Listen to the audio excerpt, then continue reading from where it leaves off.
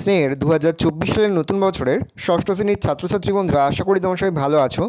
আজ আমরা যে বিষয়টি নিয়ে আলোচনা করব ষষ্ঠ শ্রেণীর সেকেন্ড সামেটিভ অর্থাৎ দ্বিতীয় পর্যায়ক্রমিক মূল্যায়নের ভূগোলের কোশ্চেন পেপার নিয়ে। দেখো সরাসরি স্ক্রিনে ষষ্ঠ শ্রেণীর সেকেন্ড সামেটিভ অর্থাৎ দ্বিতীয় পর্যায়ক্রমিক মূল্যায়নের ভূগোলের কোশ্চেন পেপার দেখতে পাচ্ছ। ফুল মার্কস তোমাদের রয়েছে 25 আর সময় তোমাদের রয়েছে 50 মিনিট। একের দাগে রয়েছে সঠিক উত্তর নির্বাচন করো যে কোনো 6টি প্রতিপ্রশ্নে মান 1 করে 1 × 6 = 6। প্রথম, পৃথিবীর বৃহত্তম নদী হলো নীল নদ, সেন্ট লরেন্স, আমাজন না গঙ্গা? উত্তর হবে আমাজন। প্রশ্ন, আন্টার্কটিকার সর্বোচ্চ শৃঙ্গ হলো Mount Erebus, Vinson Massif, Mount Abu Everest? উত্তর হবে ভিনসন ম্যাসিভ। প্রশ্ন, বায়ুর গতি নির্ণয়কারী যন্ত্র ব্যারোমিটার, থার্মোমিটার, বাত পতাকা না অ্যানিমোমিটার? উত্তর হবে অ্যানিমোমিটার। প্রশ্ন, ভারতের সর্বাধিক বৃষ্টিপাতযুক্ত উপকূল মালাবার, কোঙ্কন, করমণ্ডল না আরব সাগরীয়? উত্তর হবে মালাবার। প্রশ্ন, লাল মাটিতে বেশি পরিমাণে থাকে অ্যালুমিনিয়াম, সিলিকা, লোহা না সিসা? উত্তর হবে লোহা। প্রশ্ন, ভারতে প্রায় স্বাভাবিক উদ্ভিদের সংখ্যা 4000, 5000, 6000 না 2000? উত্তর হবে 5000। প্রশ্ন, ম্যালেরিয়া রোগের ঔষধ কুইনাইন তৈরি হয় বাসক থেকে, সিঙ্কোনা থেকে, কালমেঘ থেকে, তুলসী থেকে? উত্তর হবে সিঙ্কোনা থেকে। প্রশ্ন, ভারতে অরণ্য আইন সংরক্ষণ চালু হয় 1960 খ্রিস্টাব্দে, 1980 খ্রিস্টাব্দে, 1972 খ্রিস্টাব্দে, 1940 খ্রিস্টাব্দে? 1980 খ্রিস্টাব্দে। দুই দাগে রয়েছে একটি বাক্য উত্তর দাও যে কোনো দুটি প্রতিপ্রশ্নে মান 1 করে 1 × 2 = 2। প্রথম, বায়ুমণ্ডলের কোন স্তরে জেট বিমান যাতায়াত করে? উত্তর হবে ট্রোপোস্ফিয়ার। প্রশ্ন, আন্টার্কটিকার একমাত্র বাসিন্দা কোন পাখি? উত্তর হবে পেঙ্গুইন। প্রশ্ন, অধিক শুষ্ক ও উষ্ণ বায়ু কী নামে পরিচিত? উত্তর হবে লু। প্রশ্ন, ভারতের কোন রাজ্যে প্রচুর বৃষ্টি হয়? উত্তর হবে মেঘালয়। প্রশ্ন, বিশ্ব অরণ্য দিবস কবে পালিত হয়? উত্তর লিখবে 21শে মার্চ। তিনি দাগের শূন্যস্থান পূরণ করো যে কোনো দুটি প্রতিপ্রশ্নে মান 1 করে 1 × 2 = 2। প্রথম, বিশ্ব পরিবেশ দিবস পালিত হয় ড্যাশ? উত্তর লিখবে 5ই জুন। প্রশ্ন, বৃষ্টিপাত পরিমাপক যন্ত্রের নাম ড্যাশ? উত্তর হবে রেনগজ। প্রশ্ন, পশ্চিম ভারতের ধূলিঝড়কে কী বলে? উত্তর হবে আঁধি। প্রশ্ন, পৃথিবীর প্রথম জাতীয় উদ্যান কোনটি? উত্তর হবে ইয়েলোস্টোন ন্যাশনাল পার্ক। পরের প্রশ্ন, ভারতে মোট কটি জাতীয় উদ্যান আছে? উত্তর হবে 75টি। 4 দাগে রয়েছে নিম্নলিখিত প্রশ্নগুলির উত্তর দাও যে কোনো দুটি প্রতিপ্রশ্নে মান 2 করে 2 × 2 = 4। প্রথম, ট্রোপোস্ফিয়ারের অপর নাম ক্ষুব্ধমণ্ডল কেন? বায়ুমণ্ডলের সবচেয়ে নিচের স্তরটি হলো ট্রোপোস্ফিয়ার। এই স্তরে মেঘ, ঝড় বৃষ্টি, তুষারপাত, কুয়াশা প্রভৃতি সব রকমের দুর্যোগ দেখা যায় বলে এই স্তর স্বাভাবিকভাবেই অশান্ত প্রকৃতির হয়। এজন্য ট্রোপোস্ফিয়ারের অপর নাম ক্ষুব্ধমণ্ডল। উল্লেখ্য, সমগ্র স্তরটি নিরক্ষীয় অঞ্চলে 18 কিমি এবং মেরু অঞ্চলে 8 থেকে 9 কিমি উচ্চতা পর্যন্ত বিস্তৃত। অ্যালবেডো কাকে বলে? আগত সৌর বিকিরণের 49% ভূপৃষ্ঠকে উত্তপ্ত করতে পারে না। এর 35% মেঘের গায়ে সূর্যকিরণ ধূলিকণা মেঘের গায়ে ধাক্কা খেয়ে মহাশূন্যে ফিরে যায়। এই ফিরে যাওয়া সূর্যকিরণকে অ্যালবেডো বলে।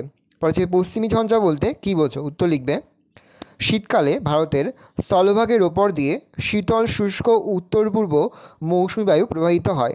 ভারতের এই সময় তেমন বৃষ্টি হয় না। এই সময় মাঝে মধ্যে কয়েকদিন একটানা আকাশ মেঘলা থাকে ও অল্প বৃষ্টিপাত হয়। এই প্রকার আবহাওয়াকে পশ্চিমী ঝঞ্ঝা বলে। হিউমাস কাকে বলে?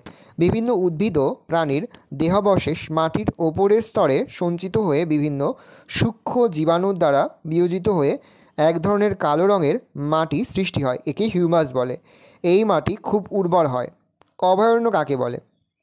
অভয়ারণ্য বলতে সেই সব সংরক্ষিত বনভূমিকে বোঝায় যেখানে কিছু বিশেষ ধরনের লুপ্তপ্রায় উদ্ভিদ ও প্রাণী বসবাস করে এবং সেই সমস্ত প্রজাতির সুরক্ষা ও উন্নয়নের দিকে লক্ষ্য রাখা হয়, যেমন উত্তরবঙ্গের গরুমারা অভয়ারণ্য, জলদাপাড়া অভয়ারণ্য ইত্যাদি। 5 দাগে রয়েছে নিচের প্রশ্নগুলির উত্তর দাও যে কোনো দুটি প্রতিপ্রশ্নে মান 3 করে 3 × 2 = 6। প্রথম, আন্টার্কটিকাকে সাদা মহাদেশ বলা হয় কেন? তো লিখবে মানচিত্রে বরফকে বোঝানোর জন্য সাদা রং ব্যবহার করা হয়। আন্টার্কটিকা বিশ্বের সবচেয়ে শীতল মহাদেশ, ফলে সারা বছর মহাদেশটির বেশিরভাগ অংশ 1 থেকে 2 কিমি বরফে ঢাকা থাকে, তাই একে দেখতে সাদা লাগে। মানচিত্রে আন্টার্কটিকাকে সাদা রং দিয়ে বোঝানো হয়।